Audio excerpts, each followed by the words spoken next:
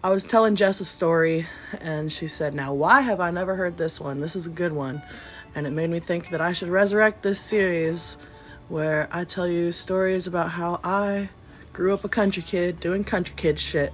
And even though I may be a city folk now, I have a lot of fun stories growing up in the middle of nowhere. My brother and I went outside and we noticed that a bird nest had fallen.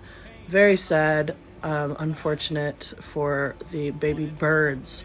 And my dog had already gotten to most of the little baby birds except for one ugly little duckling. He was not a duck, but he was ugly. He had one little feather on the top of his head. He was cute, but he was ugly cute. We named him Mo, and we decided we were gonna make sure Mo learned how to fly. Now, at first, my grandma was not on board. She said, "You are not bringing that bird in my house." But after an incident and my brother and I jumping on the trampoline and running in scared because we saw a snake, and then the snake deciding that it would get the warm body that we had trapped in a dog crate, aka Mo the bird, for a snack, to which my grandmother heroically chucked a football at the snake and made it scurry off, saving Mo. Now, if you know my grandma, that's a feat. She is so scared of snakes, and the fact that she looked at a snake long enough to throw a football at it,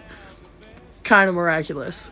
But she did, and it gave her a change of heart because she decided Mo could come inside. And my brother and I started teaching Mo how to fly by holding him on our fingers over our bed and letting him kind of fall off. We kept trying until Mo decided to fly around the room one time, and then we let Mo outside.